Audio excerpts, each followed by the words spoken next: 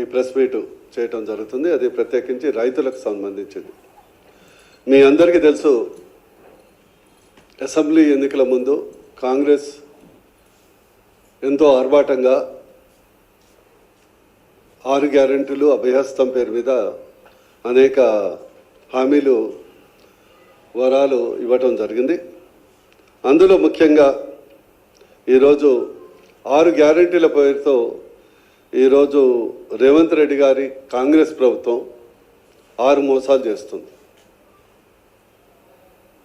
చెప్పింది 6 గ్యారెంటీలు, చేసేది 6 మోసాలు. రైతులను ప్రత్యేకించి వాళ్ళు ఏం చెప్పారు? డిసెంబర్, మీరు అందరికీ సాక్ష్యం మీ యొక్క వీడియోసే, మీ మీడియా మిత్రుల వీడియోసే ఉన్నాయి. డిసెంబర్ 9వ తారీఖు నాడు ఏకకాలంలో 2 లక్షల రుణమాఫీ చేస్తామని చెప్పడం జరిగింది. మోసం చేశారు. ప్రతి క్వింటల్ వడ్లకు 500 రూపాయలు మోసం 500 రూపాయలు బోనస్ ఇస్తామని చెప్పడం జరిగింది. మోసం చేశారు. రైతు భరోసా పేరు మీద ఎకరాకు 10,000 కాదు 15,000 ఇస్తామని చెప్పారు. మోసం చేశారు.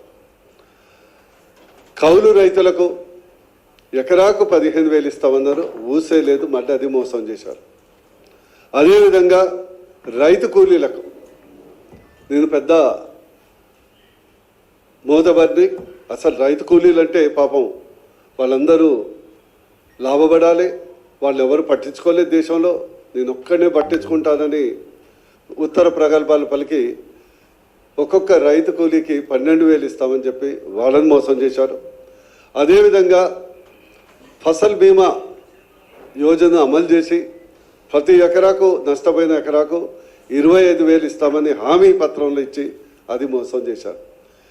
ఈరోజు చెప్పాలంటే 6 గ్యారంటీల పేరు మీద ఈరోజు 6 మోసాలు చేశారు. సాధారణంగా చీటింగ్ చేస్తారు, కానీ రేవంత్ రెడ్డి గారు డబుల్ చీటింగ్ చేశారు. చాలా దారుణం. ఈరోజు మీ అందరికీ తెలుసు, సాక్షాత్తు భువనగిరి ప్రచారంలో భాగంగా పార్లమెంట్కి వచ్చినప్పుడు దేవుడి మీద యాదాద్రి లక్ష్మీ నరసింహస్వామి దేవుడి మీద ప్రమాణం చేసి ఏం చెప్పాడు? ఆగస్టు 15 నాడు 2 లక్షల రుణమాఫీ చేస్తామని హామీ ఇచ్చాడు. సాధారణంగా ముఖ్యమంత్రి ప్రమాణం చేయాల్సిన అవసరం లేదు. నీకు ముఖ్యమంత్రి పదవి ఇచ్చింది ఏంది? నువ్వు చెప్పింది అమలు చేయటానికి. ఎవరింట్లో నువ్వు దొంగతనం చేయలేదు, నేను ప్రమాణం చేసి నేను దొంగతనం చేయలేదు, మీ సొమ్ములు తీసుకోలేదు, నీ పర్స కొట్టేయలేదు అని చెప్పడానికి. అది ముఖ్యమంత్రి స్థాయిలో చేయాల్సింది.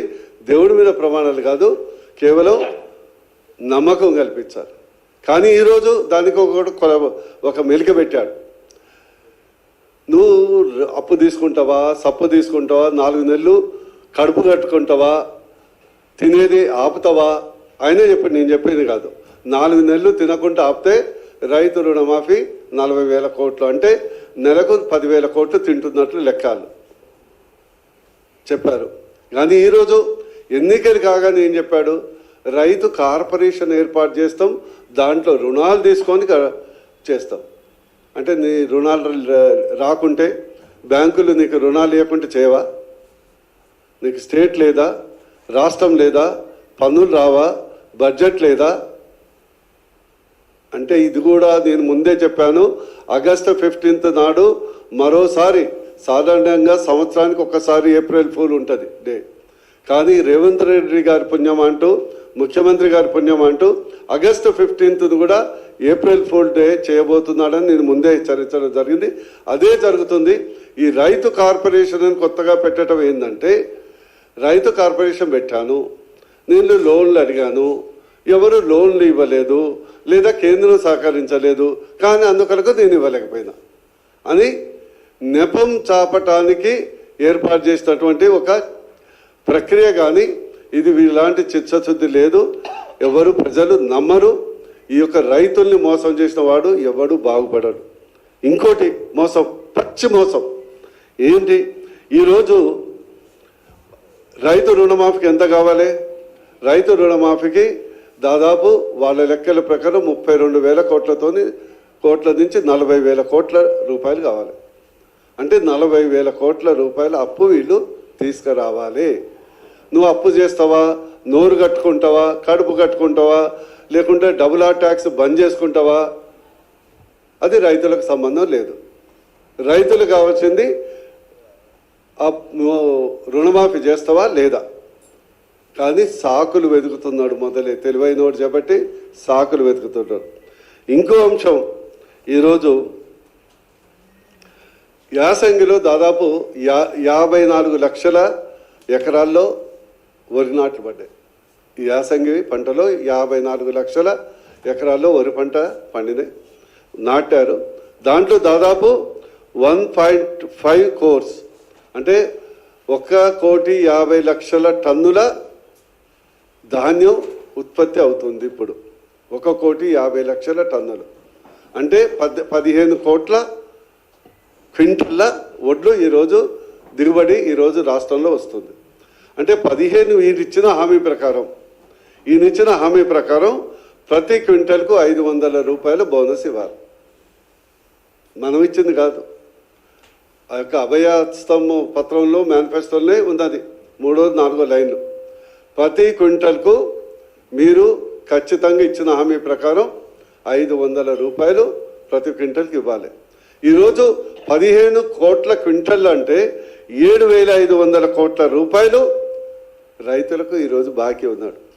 ఇప్పుడు క్వింటల్ కాదు, కాంటా వేసే దిక్కు లేదు. నిన్న చూశారు మా భువనగిరిలో రైతులందరూ స్వచ్ఛందంగా రోడ్ల మీద ఎక్కారు. ఎందుకంటే 10 రోజుల నుంచి కొనే దిక్కు లేదు, కాంటా వేసే దిక్కు లేదు. అది దుస్థితి. అదే అంటే ఈరోజు 7,500 కోట్ల రూపాయలు ఎగ్గొట్టడానికి, ఇచ్చిన హామీని ఎగ్గొట్టడానికి ముఖ్యమంత్రి సన్న వడ్లయితే ఇస్తా అన్నాడు. ఇంతకంటే చీటింగ్ ఏమన్నా ఉందా? నువ్వు అదే హామీ పత్రంలో అసెంబ్లీ మేనిఫెస్టో అభయస్థంలో ఎక్కడైనా సన్న వడ్లు అని ప్రకటించినవా? సన్న వడ్లు అని ప్రకటించినవా? ఈరోజు తెలంగాణ రాష్ట్రంలో 90% మంది దొడ్డు వడ్లే పండిస్తారు. 90% దొడ్డు వడ్లే పండిస్తారు. కేంద్ర ప్రభుత్వం కూడా చాలా వరకు దొడ్డు వడ్లదే కొంటది. అంటే ఇంకో ఈ యొక్క కాంగ్రెస్ ప్రభుత్వం పద్ధతి ఎట్లా ఉందంటే